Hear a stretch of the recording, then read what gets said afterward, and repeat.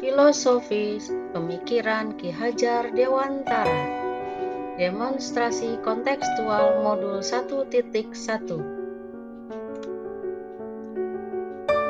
Assalamualaikum warahmatullahi wabarakatuh. Salam guru penggerak. Saya Nani Lestari, calon guru penggerak angkatan 9 dari SMP Negeri 1 Jatiagung, Kabupaten Lampung Selatan, Provinsi Lampung. Di video ini saya akan memaparkan filosofi pendidikan menurut pemikiran Ki Hajar Dewantara. Menurut Ki Hajar Dewantara, pendidikan adalah menuntun segala kekuatan kodrat yang ada pada anak agar mereka dapat mencapai keselamatan dan kebahagiaan yang setinggi-tingginya, baik sebagai manusia maupun sebagai anggota masyarakat. Tujuan pendidikan Ki Hajar Dewantara.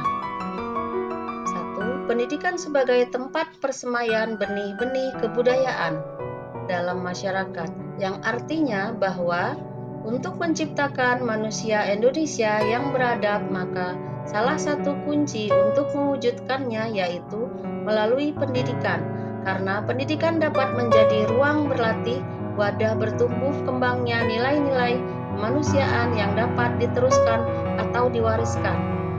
Yang kedua yaitu filosofi yang kedua tentang dasar-dasar pendidikan yang menuntun, yang artinya menuntun segala kodrat yang ada pada anak-anak agar mereka dapat mencapai keselamatan dan kebahagiaan yang setinggi-tingginya, baik sebagai manusia maupun sebagai anggota masyarakat. Oleh karena itu, pendidik hanya dapat menuntun tumbuh atau hidupnya kekuatan kodrat yang ada pada anak, agar dapat memperbaiki lakunya, hidup dan tumbuhnya kekuatan kodrat anak. Selama proses menuntun, anak diberi kebebasan, namun pendidik sebagai pamong dalam memberi tuntunan dan arahan agar anak tidak kehilangan arah dan membahayakan dirinya. Filosofi yang ketiga yaitu sesuai dengan kodrat alam dan kodrat zaman, yang artinya pendidikan yang diberikan menyesuaikan dengan kondisi lingkungan atau potensi anak. Selain itu, harus mengikuti perkembangan zaman. Dengan kata lain, pendidikan harus mampu memberikan pendidikan yang sesuai dengan kebutuhan anak pada zamannya, dengan memperhatikan potensi dirinya. Salah satunya dengan menerapkan pendidikan abad 21 sesuai konteks lokal budaya di tempat asal, seperti budaya di Lampung yaitu Sakai Sambayan di daerah Lampung, yang artinya bergotong royong, tolong menolong, dan suka memberi. Lalu filosofi yang keempat yaitu terkait dengan budi pekerti, yang artinya budi pekerti atau watak atau karakter merupakan perpaduan antara gerak pikiran, perasaan, dan kehendak atau kemauan, sehingga menimbulkan tenaga.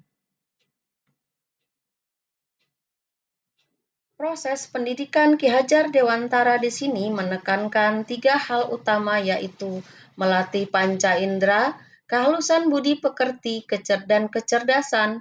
Menurut beliau, pendidikan harus seimbang antara cipta, rasa, dan karsa.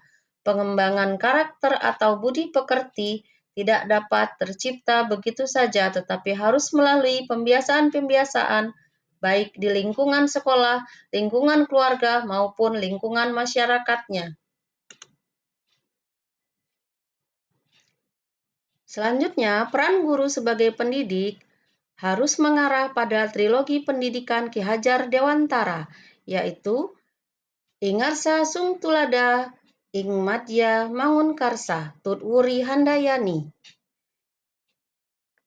Bahwa seorang pendidik yang berada di depan hendaknya menjadi contoh atau suri tauladan baik bagi semua orang yang mengikutinya, terutama anak didiknya. Lalu yang kedua, seorang pendidik jika berada di tengah-tengah peserta didiknya harus mampu terlibat dalam setiap pembelajaran yang dilakukan siswa agar semua bisa mempersatukan semua gerak dan perilaku secara serentak untuk mencapai tujuan bersama. Yang ketiga, sebagai pendidik, harus bisa berdiri di belakang memberi pengarahan, bagaimana menumbuhkan dan merangsang setiap potensi yang dimiliki peserta didik. Dengan memahami tiga semboyan tersebut, diharapkan guru mampu memberikan pendidikan yang berpihak pada murid, yaitu dengan cara memberikan kemerdekaan untuk belajar, berpikir kreatif dan inovatif, lalu menyesuaikan dengan perkembangan zaman dengan memanfaatkan teknologi dalam pembelajaran. Dalam kurikulum Merdeka Belajar Ki Hajar Dewantara, salah satu indikator keberhasilan terwujudnya Merdeka Belajar adalah proses pendidikan yang berpihak pada murid. Pendidikan yang berpihak pada murid merupakan pendidikan yang menitikberatkan peserta didik sebagai prioritas utama yang harus dilayani. Setiap anak memiliki kemerdekaan untuk belajar sesuai dengan keinginan dan kemampuan alamiah yang terbentuk dalam diri anak. Seperti langkah-langkahnya yaitu memberikan kemerdekaan untuk belajar. Yang kedua, anak dapat berpikir kreatif dan inovatif. Lalu, kita sebagai guru memberikan pendidikan menyesuaikan dengan perkembangan zaman dengan memanfaatkan teknologi dalam pembelajaran.